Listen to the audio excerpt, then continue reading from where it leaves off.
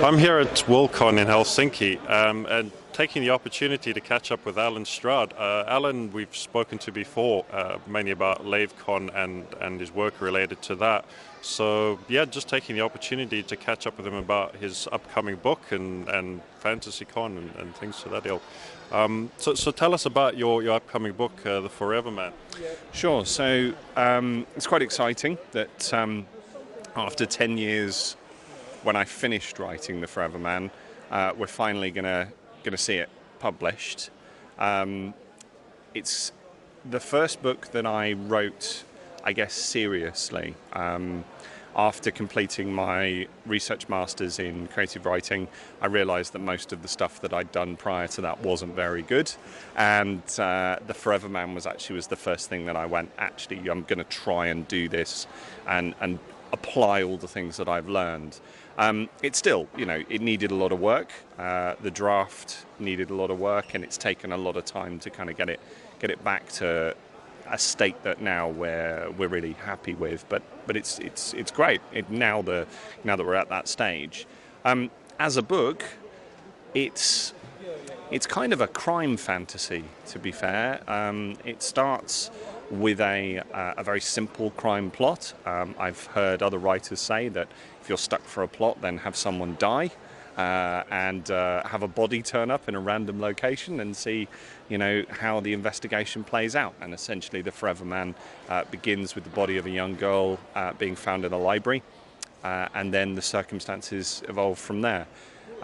We have two main protagonists who get involved, and then several peripheral characters who sort of help them. But it starts to pull together some of the ideas I had in relation to portals between worlds, different concepts of what reality is, and the idea of being able to change things. We all have regrets. We all have things that happen, and you wish you could go back on. And actually, in the circumstances of Dr. Andrew Pride, he ends up in a situation where he can kind of go back on something that greatly affected his life. In terms of sort of writing inspirations, I guess it's got a little bit of Michael Moorcock, probably a little bit of Robert Holstock, and I guess it has a modern urban fantasy style to it. So, you might be thinking of something quite English, but maybe a little Jim Butcher to it in terms of what's there. But it tries to deal with sort of weaving some mythology subjects into this idea of a crime plot, and taking it in a direction that perhaps wasn't necessarily the way you thought it would go after the first couple of chapters. So I'm excited. Hopefully we're going to be able to get it all finished and ready by the start of October, just in time for a launch at FantasyCon. I think one of the reasons I've kept hold of it is because it's quite strange in that I've written, with Elite Dangerous, I wrote quite a clear science fiction space opera. With my Wissamere books, they're quite clear, they're not a fantasy quest, but they are a fantasy story that has quite clear fantasy tropes. Some of the work I do on Phoenix Point is sort of post-apocalyptic horror, and it has a very clear sort of identification, whereas The Forever Man's quite tricky. It's certainly, to define it, as I say, to define it as crime fantasy is probably the nearest I could give it, but it kind of doesn't necessarily fit that box, which I think is quite interesting. And when you've had hold of it that long, looking back at it and looking back at some of the writing now, it's interesting to see what my inspirations and motivations were then. So it's been tightened, it's been changed, it's been structured and tweaked, and my inspirations now are slightly different. So of course it is interesting to revisit that. You're keeping yourself well busy, between running a convention and getting a book finished in time for it.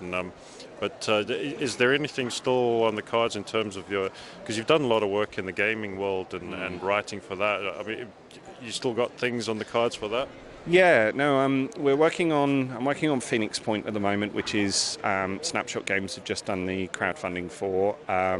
It's coming at around $800,000, which is great, and having worked on Chaos Reborn with them now, I'm a professional games writer, as it were, so I'm actually more involved this time. Last time I was doing the background and some tie-in fiction. This time there's some tie-in fiction, the background, but also we're working on the live narrative. I'm working on that with Jonas Karatz, who is or Karatzis, who is a Greek writer and known for the Talos Principle, which was the last game he worked on. And that's quite dark, so we're writing a set of stories, and we've done that through the crowdfunding campaign, but we're continuing that. So there's planned to be some ebook releases of those as well, but they're actually, at the moment they're freely available. So, but we're going to present them and do a bit more work to them too, to kind of give a really good presentation. And then I'm working on a military science fiction novel. After the success of The Last Tank Commander, which Newcom Press published in Crises and Conflicts, that got taken up by Bayon Books and was featured in their year's best of military science fiction for 2016, which was lovely, and it was a particularly different writing style. So I looked at that and then entered a competition to be in the Clarke Award Anthology that's celebrating 100 years of Arthur C. Clarke, which is a set of short stories from Clarke Award nominees and Clarke Award winners. And me managed to win that small competition to basically to be amongst them. Both that and The Last Tank Commander, that story being dancers, they're both written in a slightly different style. And that style is what I'm now working on with this new military science fiction novel, which is Fearless, which hopefully we'll have finished this summer, so it'll be in draft. Then finish my PhD, be nice. Allan, it all sounds fantastic. There's so much positive on the go for you, and thanks for talking to us and taking the opportunity to catch up with us, and good luck with everything. Thank you, and absolute pleasure, as always.